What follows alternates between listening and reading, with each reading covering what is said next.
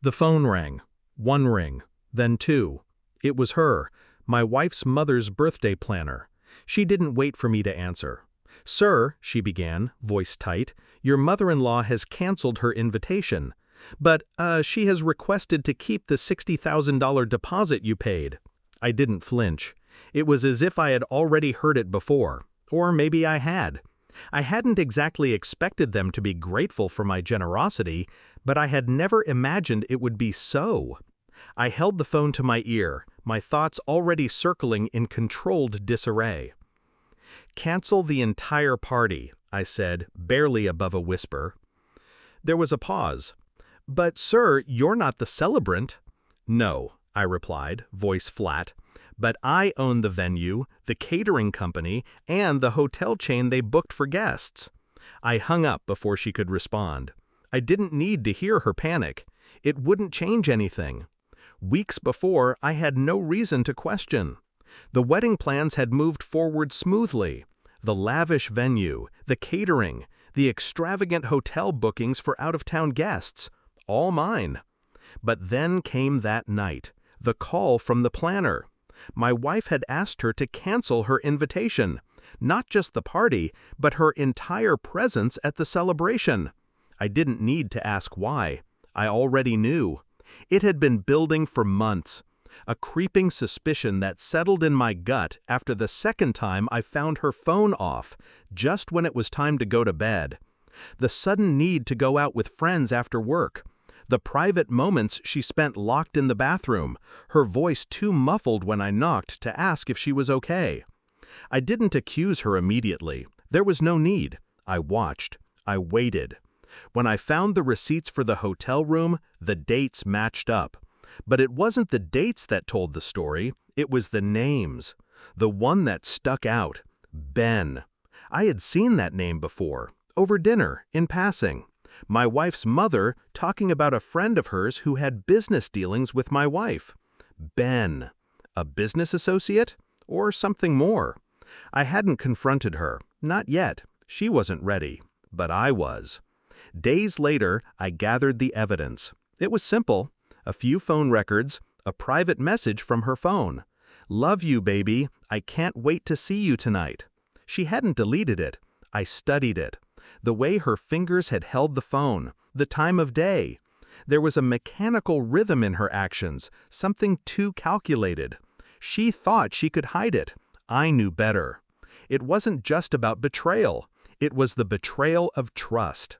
The knowledge that everything I had built, everything we had built, was an illusion.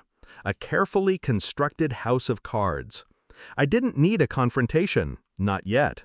Not until the truth was undeniable. The report came. DNA. My daughter's birth date. The test results. I handed them to her in the living room, just as I had planned. She glanced down at them, confusion flickering across her face, before the color drained from it completely. I don't understand," she whispered. Her voice was strained now, thin with panic. "What is this?" "The truth," I said, cold as ice. "You've been seeing Ben for the last 3 months. You've been with him every Thursday night. And you've been telling me you were at work." Her lips trembled. I could see the lies swirling in her mind, trying to form something that would make sense of her world crumbling.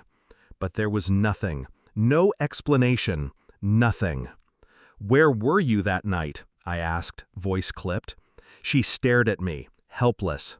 The woman who had once held my trust, my love, now a stranger, a traitor. Her mouth opened and closed, but nothing came out. I remained silent, standing tall, the weight of the moment pressing down on her.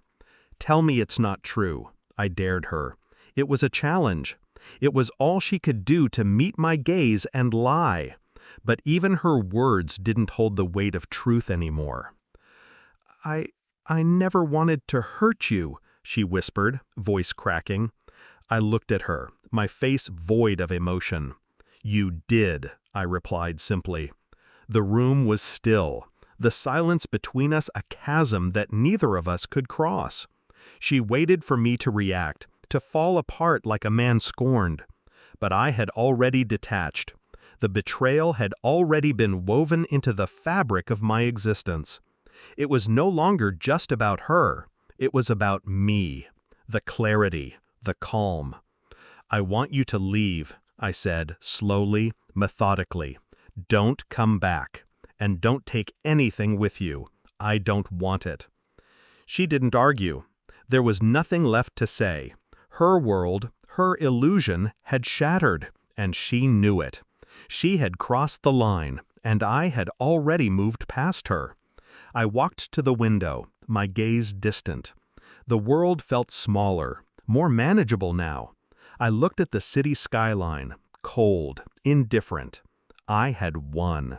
It wasn't about revenge. It wasn't about inflicting pain. It was about reclaiming the control I had lost, the control I had given her. I wasn't broken.